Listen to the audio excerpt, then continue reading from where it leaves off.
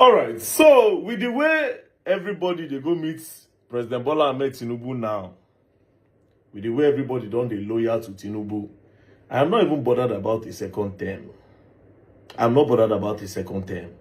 I am not bothered about the third term.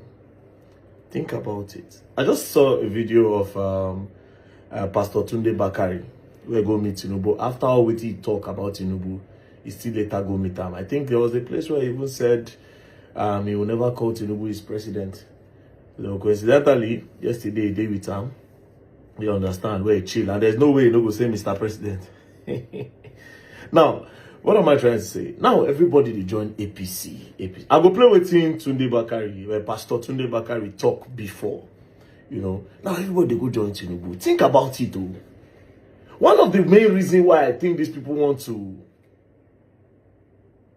to push hard for a one-party system, I don't think it's because of 2027.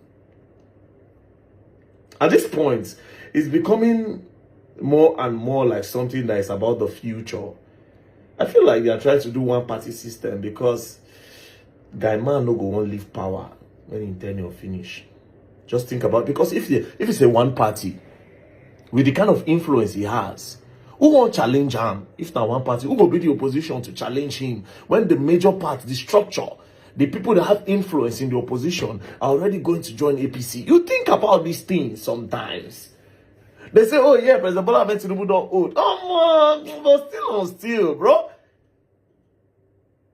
Yeah, the way the thing they go now, because at the end of the day, I don't know. But anyways, this is a picture of Pastor Tunde Bakari with him. And let's play an old video of Pastor Tunde Bakari. At the center of this political banditry is the motor park brand of politics, nurtured by the old brigade politicians, and in recent times by President Bola Ahmed Tinubu. Mr. President, it is through your influence that the Nigerian National Assembly has become a haven for legislative rascality. Mr. President, it's under your watch that the National Assembly has become an extension of the executive, grossly violating the principles of separation of powers and rubber stamping the whims and caprices of your office, all while singing the international anthem of psychoviolence on your mandate we shall stand. Mr. President, thanks to your political machinations, Nigeria is now bedeviled by a captured National Assembly, the most ineffective in its checks and balances role since the start of the Fourth Republic. In 2006, the Fourth National Assembly had the audacity to reject the tenure extension bid of a sitting president. In 2010, the Sixth National Assembly summoned the courage to stand against the power hijacking cabal and restore Nigeria to the path of constitutionality by invoking the doctrine of necessity.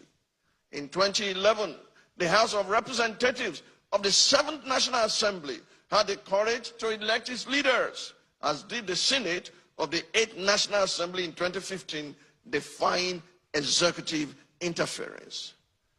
This National Assembly, the 10th, has by its unconstitutional endorsement of the president's abuse of powers proven to be the most spineless in our recent history.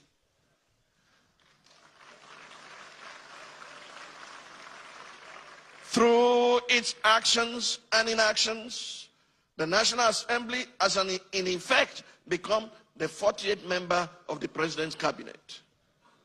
While a cabinet minister by the name of Wike, is it Wike or Wike or Wakeep?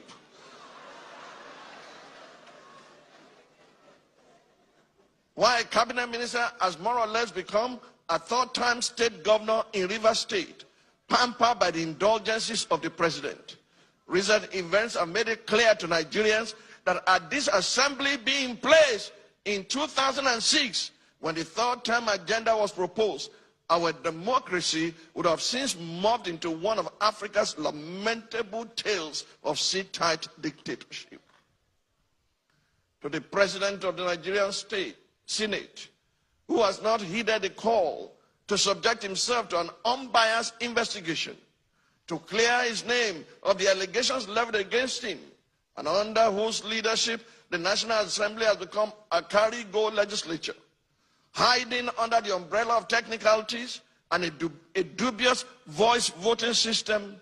I leave you and your conscience with the words of Frederic Bessières, former deputy of the French National Assembly.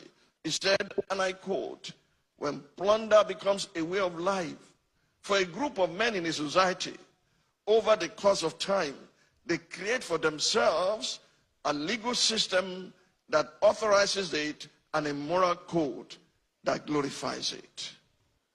To the President of the Federal Republic of Nigeria, under whose brand of politics the institution of legislative oversight is collapsing and our democracy is faced with an existential threat, I say, Mr. President, Nigeria is too delicate for this kind of politics.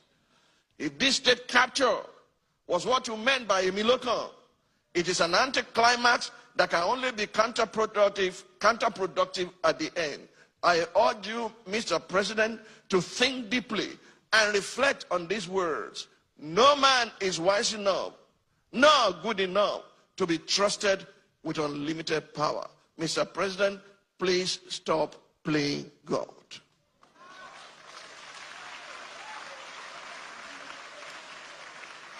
Now, this being said, it still no mean say the man no fit get in another opinion. I mean, it's possible that President Bola Ahmed Tinubu called him and convinced him that don't worry, we are going to do the government well. My point of making this video is never say never at the end of the day. But me, as I did like this, even if everybody go join there, me, well, I'm never ever going to do politics. It will be my business. I'm not even interested in it. But like I said, 2027, now I go see betrayer. 2027 election, all the people where they help, but the ones where they shout, Peter Obi, all of them. I say plenty of them, they don't collect their money this period. A lot of people don't collect money. They don't collect money keep. They are just waiting for that day, make everybody just say, man, fuck it. I mean, money they give me don't do okay for me. So, you know. Nigeria, you gonna learn. I will learn the hard way. Don't play.